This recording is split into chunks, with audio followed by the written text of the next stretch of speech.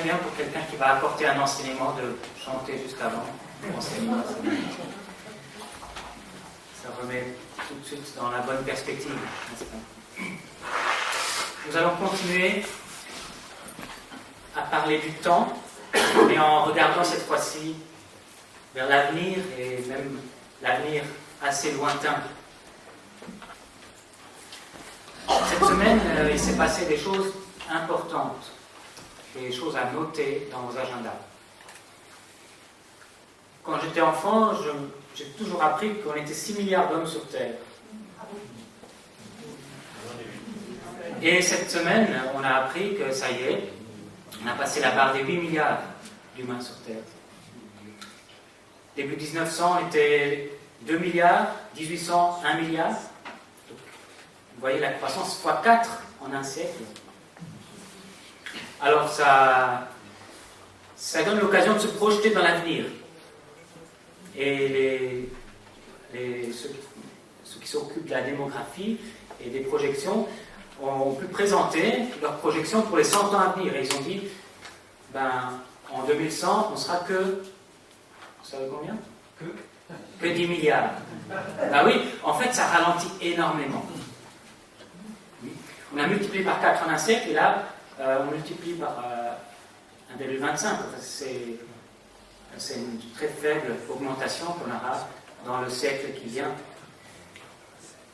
Certainement dû à la richesse. De plus en plus s'installent dans une vie confortable et réduisent aussi le nombre d'enfants qu'ils font. Chose à retenir aussi, d'ici 1 an, c'est plus la Chine qui sera la plus peuplée, mais l'Inde. Voilà. C'est des éléments importants, et je crois que en tant que chrétien, on s'intéresse à ce qui se passe sur notre terre. Et on s'intéresse aussi à l'avenir de notre terre et du monde qui y habite. En même temps, cette semaine, il y avait la COP27, avec toutes les inquiétudes écologiques pour l'avenir. Et là aussi, pour les 100 ans à venir, on fait des projections plutôt désastreuses, qui nous sont présentées en tout cas d'une manière qui font peur. Alors forcément, les deux sujets se sont mêlés, on s'est posé la question, est-ce que le fait d'augmenter le nombre d'humains sur Terre a un impact écologique négatif? Voilà. Et là, on touche à une boîte de Pandore, personne ne veut vraiment ouvrir cette question, de peur d'aller vers l'eugénisme, de peur d'aller vers des politiques qui réduisent, où on dit qu'il faut réduire le nombre de personnes. L'avenir est plutôt incertain et on voit que le monde ne voit pas très loin.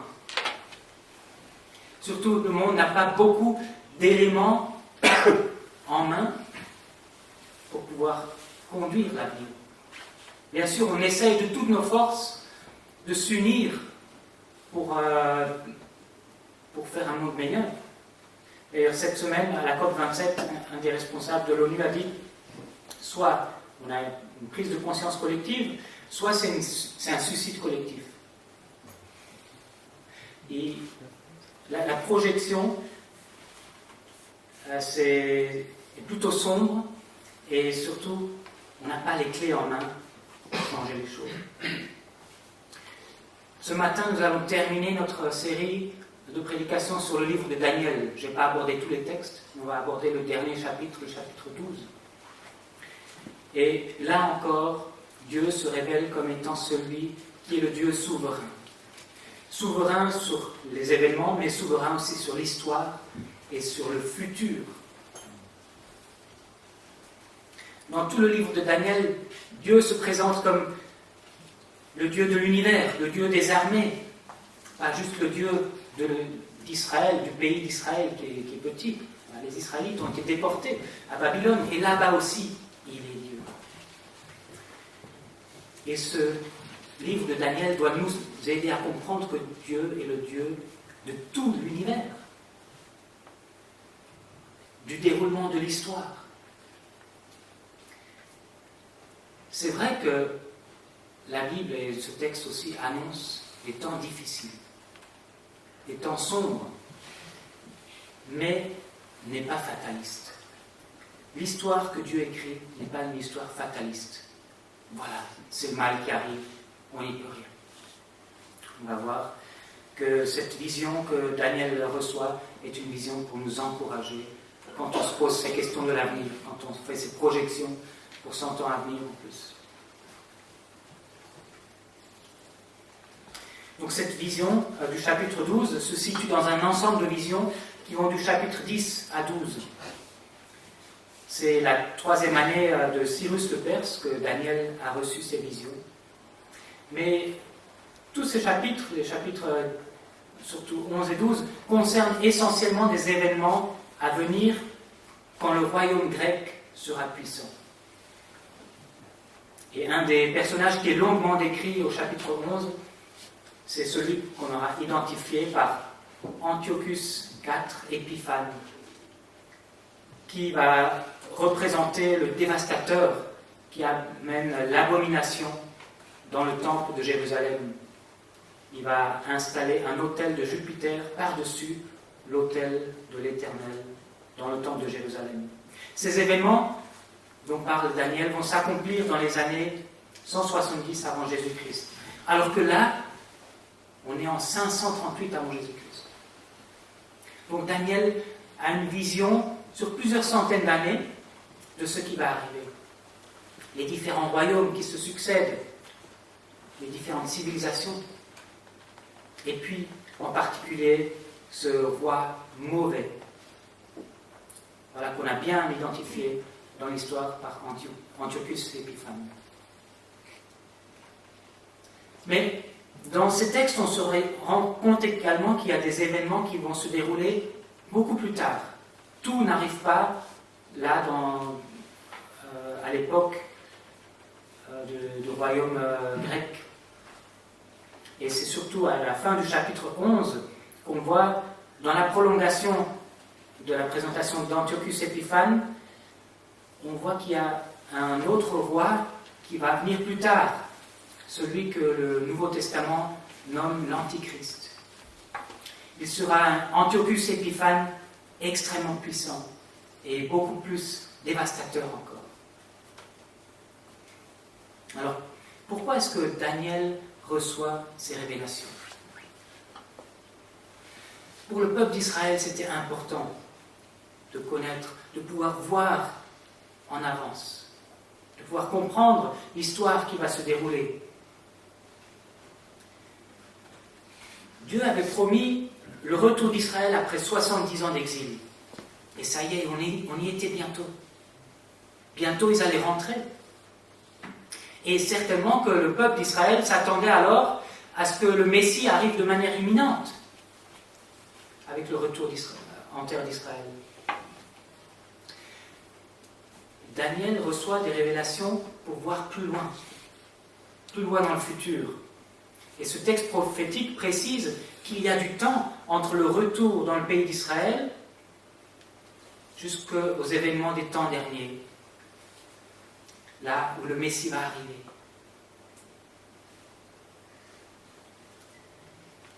Dans ce chapitre 12, on se concentre sur les événements derniers, sur ce qui vient tout à la fin. Vous savez, les disciples de Jésus, eux aussi, avaient besoin de comprendre qu'entre l'arrivée du Messie, ils avaient accueilli le Messie, et les derniers temps, il y avait encore une fois de l'attente, et qu'une grande persécution allait arriver. Dieu donne ses visions de l'avenir avec la réalité du mal qui a aussi sa place, avec la réalité de la persécution, autant pour le peuple d'Israël que pour les chrétiens. Il donne ses visions de l'avenir pour qu'on sache que c'est normal et pour qu'on sache qu'on doit encore attendre, qu'on ne s'impatiente pas. Alors quand on lit le livre de Daniel, on peut regarder en arrière avec émerveillement et voir que les choses se sont accomplies. C'est des prophéties d'une précision incroyable, avec ces royaumes qui se succèdent, et particulièrement Antiochus Épiphane. Il y a toutes ces campagnes militaires qui sont décrites, c'est d'une précision incroyable. Soit ça a été écrit après, soit c'est des vraies prophéties. Et c'est ce que je crois, que Dieu a vraiment révélé cela.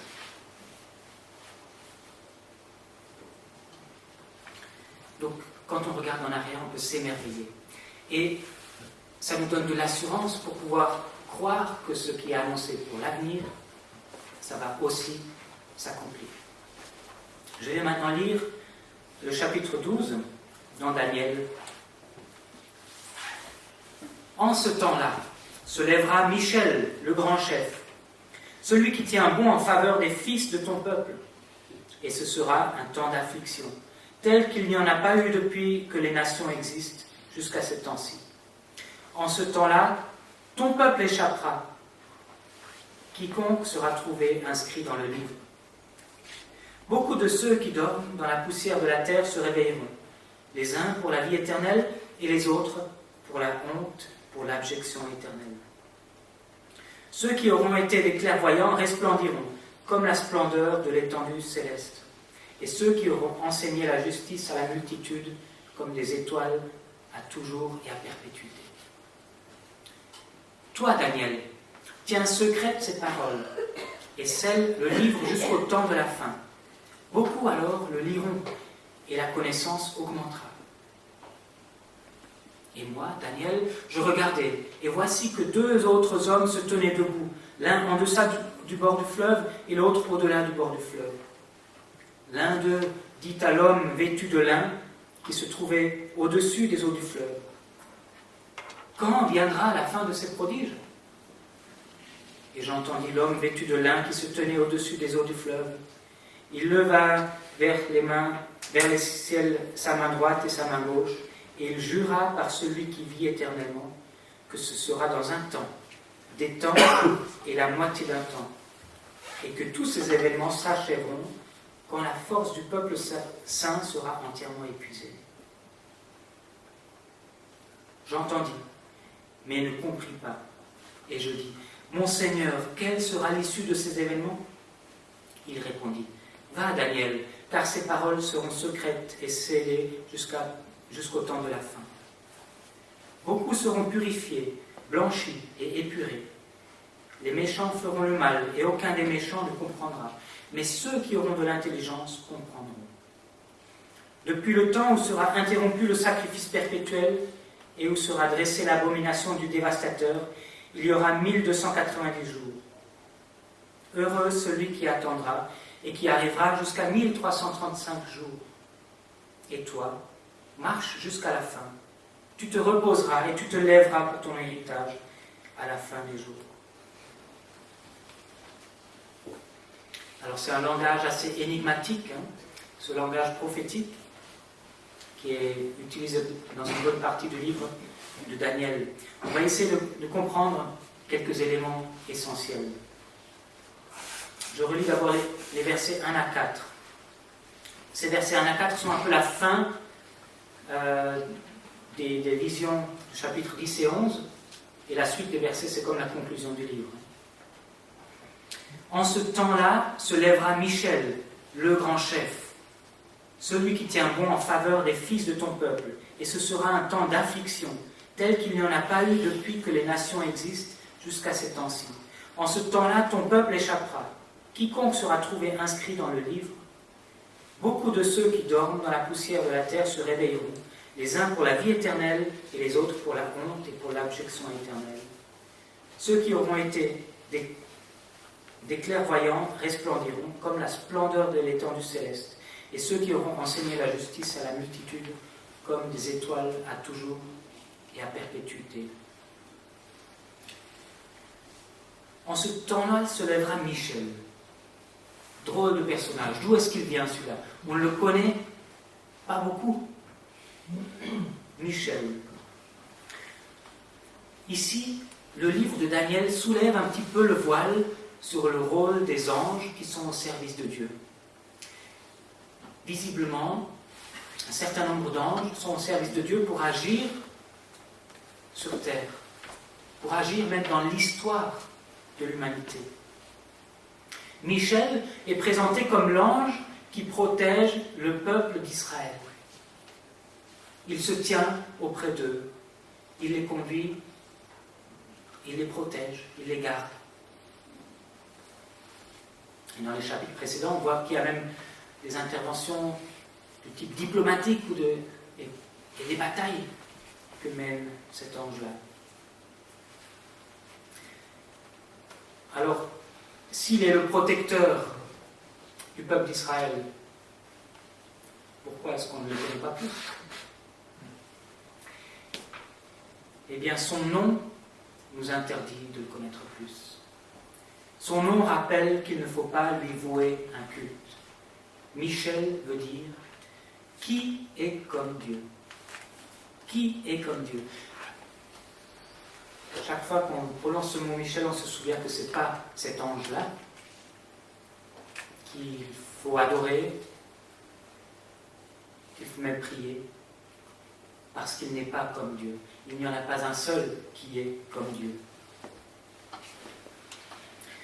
Ce Michel, ailleurs, on lui donne aussi le titre d'archange. C'est un ange avec une autorité importante. Le texte dit que le peuple d'Israël n'est pas abandonné, que Dieu envoie son ange protecteur pour être avec le peuple, pour qu'il tienne bon.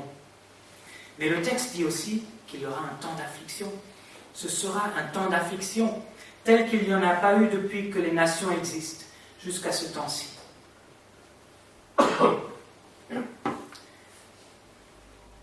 Les textes précédents ont présenté ce Antiochus Épiphane qui était dans sa colère, qui a détruit, qui a fait les guerres, qui a apporté beaucoup de mal, beaucoup de morts.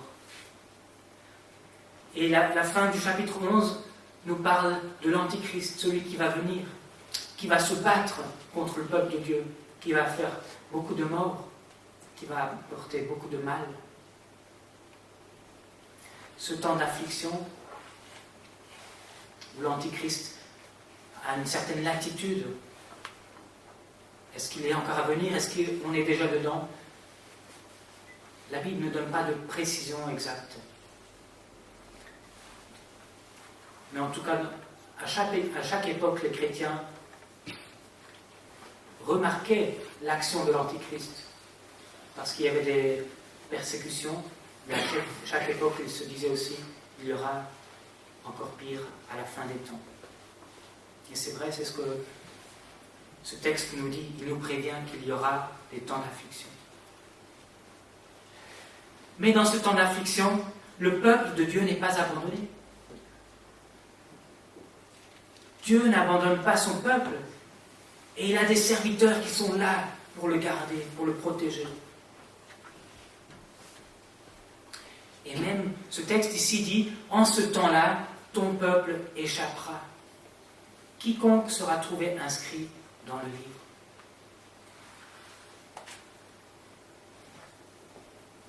Ça ne veut pas dire qu'on ne va pas souffrir, qu'il n'y en a pas certains qui vont mourir à cause de la persécution. Mais ça veut dire qu'il ne va pas être détruit, ce peuple-là. La victoire n'est pas du côté de l'Antichrist. La victoire est du côté de Dieu qui va savoir préserver son peuple. Il a la puissance pour le faire. Et on apprend ici aussi que tous ceux qui sont inscrits dans le livre,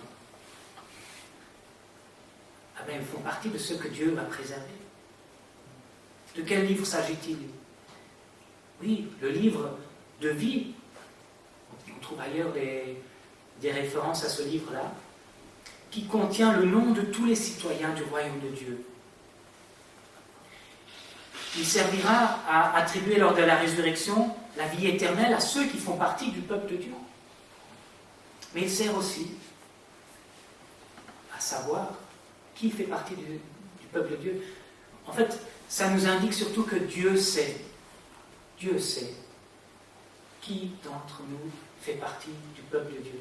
Dieu sait, Dieu connaît les noms de ceux qui sont inscrits dans ce livre.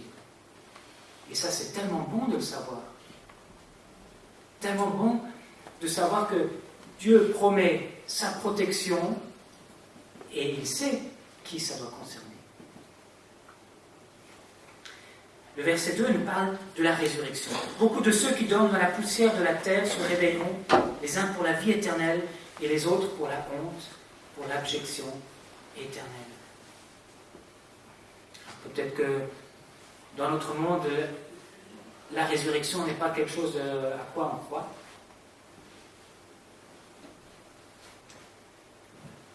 Alors notre monde cherche d'autres astuces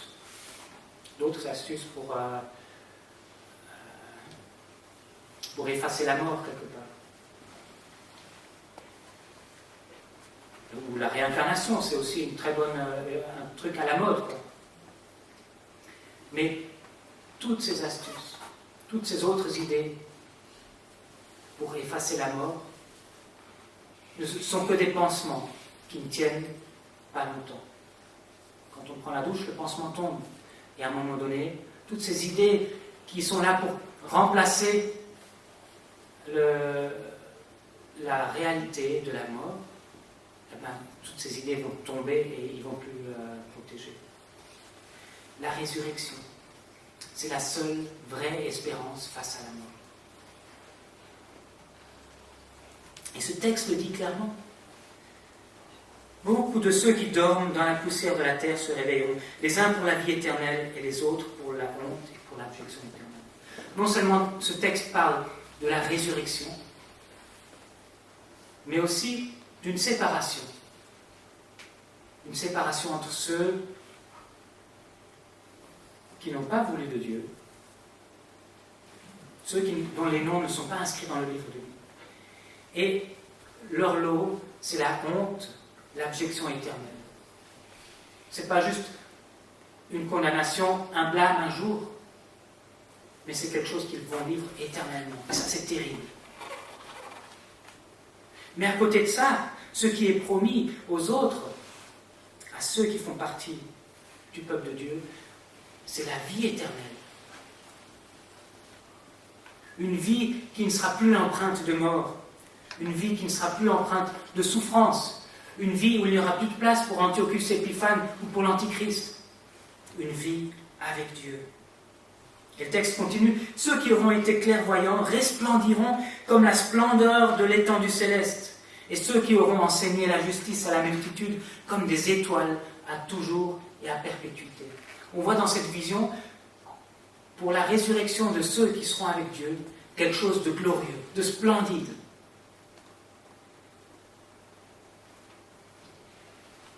La gloire pour ceux qui auront la vie éternelle.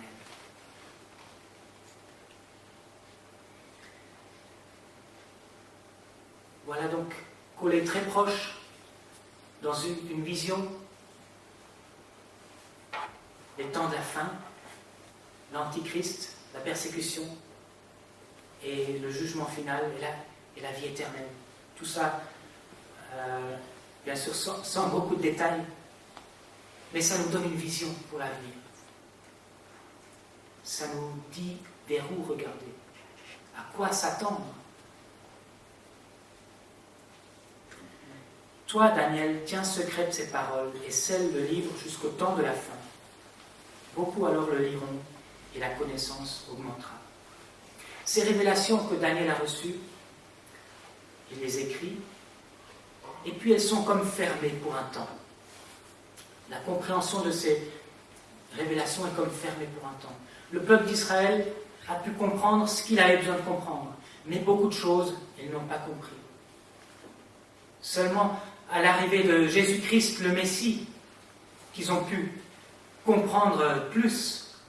Et depuis, les chrétiens qui lisent la parole de Dieu et qui lisent le livre de Daniel comprennent plus que ce que Daniel lui-même a compris.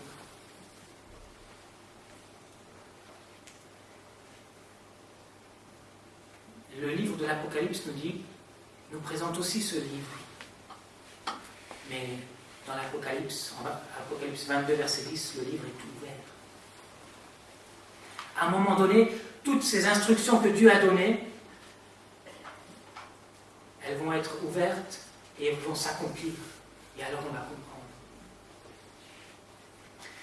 Nous, aujourd'hui, nous avons déjà une compréhension plus grande que Daniel et les gens de son époque. Mais nous n'avons pas encore toute la compréhension. Et nous n'avons pas besoin de tout comprendre. Nous avons besoin de comprendre le message essentiel de ce texte. Je relis la suite du texte. Et moi, Daniel, je regardais, et voici que 2 autres hommes se tenaient debout, l'un en deçà du bord du fleuve et l'autre au-delà du bord du fleuve. L'un d'eux dit à l'homme vêtu de lin qui se tenait au-dessus des eaux du fleuve, « Quand viendra la fin de ces prodiges ?» Et j'entendis l'homme vêtu de lin qui se tenait au-dessus des eaux du fleuve. Il leva vers les cieux sa main droite et sa main gauche, et il jura par celui qui vit éternellement que ce sera dans un temps, des temps et la moitié d'un temps, et que tous ces événements s'achèveront quand les forces du peuple saint seront entièrement épuisées. On a ici la fin de la vision.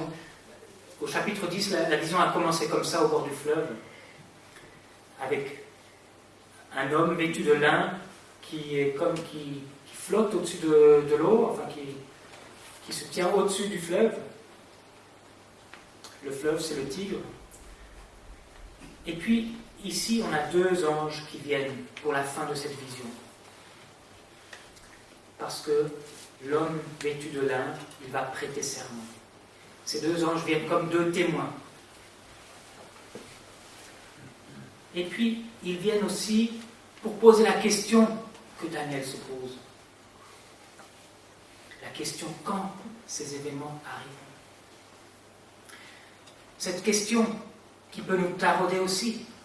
Mais quand est-ce que ça va arriver? Quand est-ce qu'on aura encore enfin la fin? Pas la persécution, mais après. Cette question semble légitime. Et je crois que cette question est légitimée parce que l'ange lui-même vient la poser à l'homme qui est vêtu de lin. On la trouve ailleurs dans la parole. Par exemple, en Apocalypse, au chapitre 6, les versets 9 à 11. Quand il ouvrit le 5e sceau, je vis sous l'autel les âmes de ceux qui avaient été égorgés à cause de la parole de Dieu et du témoignage rendu. Ils crièrent d'une voix forte, « Jusqu'à quand, Maître, saint et véritable, tardes-tu à faire justice et à venger notre sang sur les habitants de la terre ?» Une robe blanche fut donnée à chacun d'eux, et il leur fut dit de se tenir en repos quelque temps encore, jusqu'à ce que soient au complet leurs compagnons de service et leurs frères qui allaient être mis à mort. Celui qui est dans la souffrance, il pose cette question, jusqu'à quand? Et on a le droit de poser cette question.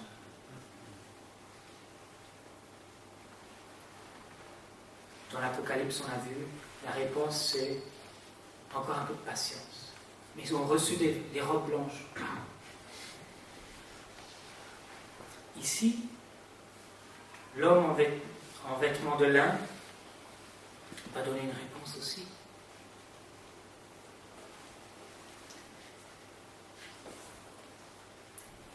C'est peut-être une réponse énigmatique, mais en même temps, c'est une réponse qui va nous encourager, nous fortifier.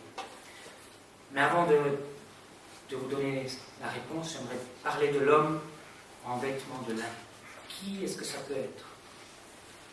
Le vêtement de lin, c'est le symbole de la prêtrise. Ce sont les prêtres qui mettaient des vêtements de lin. C'est un symbole de sainteté. Un autre détail qu'on a, il porte une ceinture d'or. C'est le symbole de la royauté. C'est un personnage de dignité royale qui est comme un prêtre et qui est saint. Il ne s'agit pas d'un ange tel que Gabriel qui est présenté au chapitre 8 ou Michel. La description est ici si glorieuse qu'elle ne peut s'appliquer qu'à un être supérieur en dignité, supérieur aux autres anges. Il est aussi appelé chef de l'armée des cieux ou prince des princes. Ici, il s'agit de l'ange de l'Éternel, en qui Dieu se manifeste d'une manière visible et qu'on retrouve à travers l'Ancien Testament, l'ange de l'Éternel qui vient se manifester aux humains. Dieu parle de l'ange de l'Éternel en disant « Mon nom est en lui ». Quand l'apôtre Jean reçoit la vision de l'Apocalypse, l'apparition du Messie a les mêmes traits, les mêmes caractéristiques que cet homme-là, resplendissant, avec un habit de lin, avec une ceinture dorée.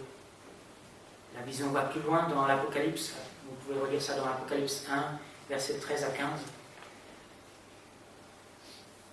On a donc ici l'apparition de Dieu, l'ange de l'Éternel lui-même qui vient parler à Daniel. Ce serait un peu anachronique de dire que c'est Christ, parce que Christ n'a pas encore été incarné, mais Christ existait déjà. Et qui d'autre que Christ est celui qui vient faire connaître Dieu aux hommes sur terre? Le texte ne dit pas plus, et Daniel ne comprenait pas plus qui pouvait être ce personnage. Mais nous, connaissant Jésus-Christ, regardant en arrière, nous pouvons voir que, comme lorsque Jésus-Christ est venu pour faire connaître le Père ici, cet homme vêtu de lin vient pour faire connaître la volonté de Dieu. Et si c'est lui qui vient et qui promet, c'est que ce qu'il dit va vraiment s'accomplir. Il est bien au courant, il sait bien les choses. Il n'a pas besoin de spéculer. Ce qu'il nous dit va effectivement s'accomplir.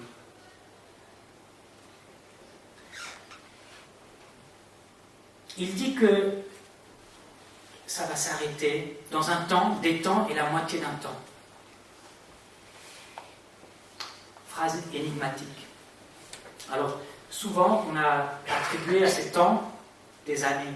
Donc ça ferait un temps, une année, des temps, 2 années, ça fait déjà 3 années, et puis la moitié d'un temps, 3 années et demie. Et ce sont des chiffres qu'on retrouve régulièrement. Alors aussi dans l'Apocalypse reprend ce symbole-là, 3 années et demie, qui correspondent à 1260 jours. Dans l'Apocalypse et dans Daniel au chapitre 7, ce temps, c'est le temps du persécuteur ou de l'Antichrist.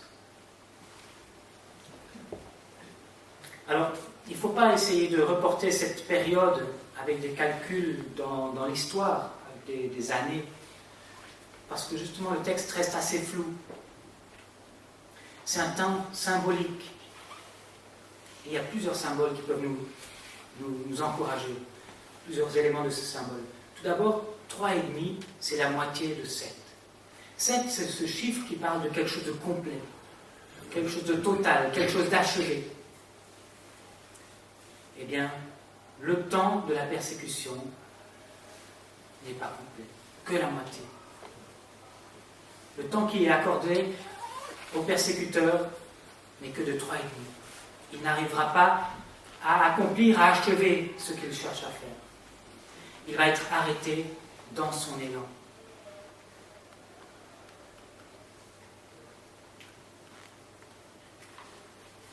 Le texte dit que ces événements vont s'arrêter. S'arrêter quand la force du peuple saint sera entièrement épuisée. Alors ça ne nous réjouit pas d'un certain sens, parce que ça veut dire que nos forces vont s'épuiser. Mais Dieu dit que ça va s'arrêter. Et à ce moment-là, la force de Dieu va éclater pour la délivrance qu'il va apporter à son peuple. C'est là l'essentiel à garder. La persécution s'arrêtera soudainement.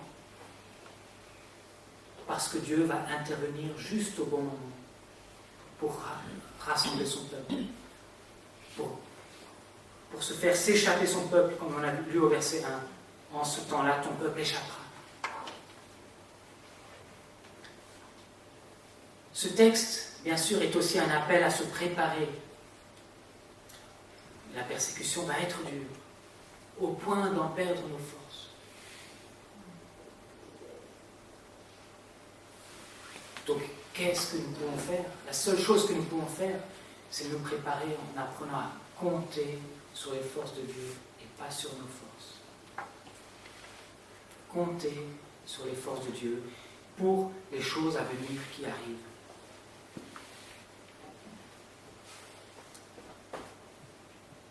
Je vais abréger un petit peu la prédication et terminer avec ces dernières phrases.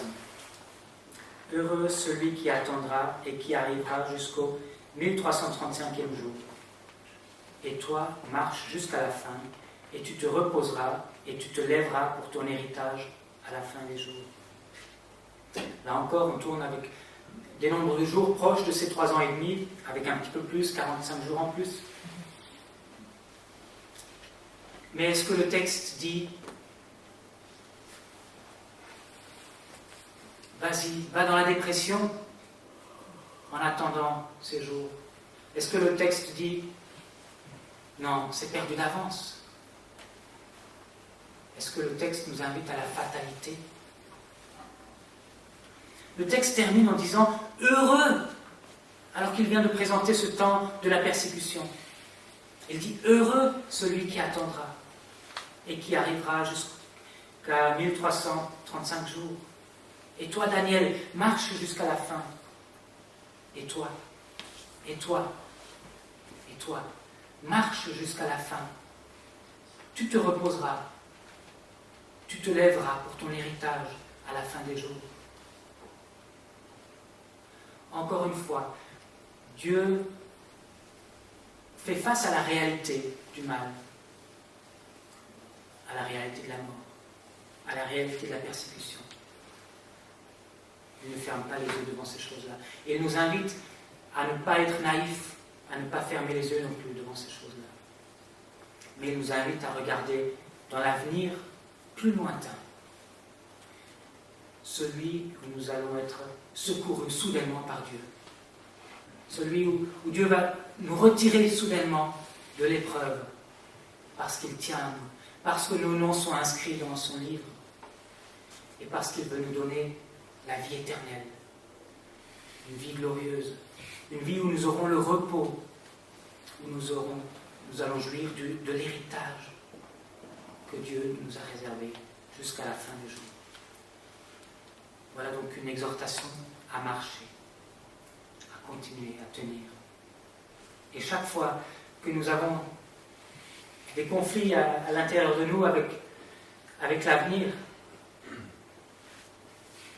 chaque fois que l'avenir vient nous inquiéter, chaque fois que d'autres veulent nous inquiéter avec l'avenir, attachons-nous à ça.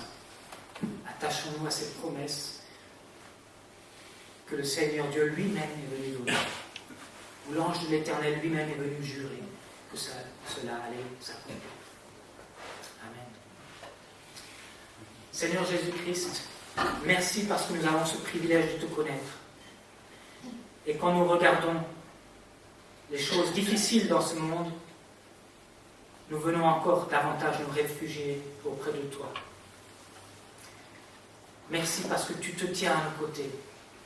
Merci parce que tu nous gardes, tu nous protèges. Et même si tu permets l'épreuve, même si tu permets la persécution, nous savons que tu continues de nous tenir dans ta main et qu'au final, tu vas nous rendre heureux avec toi. Nous voulons te glorifier pour cela. Et te demander que tu fasses grandir cette foi en nous, cette espérance en nous.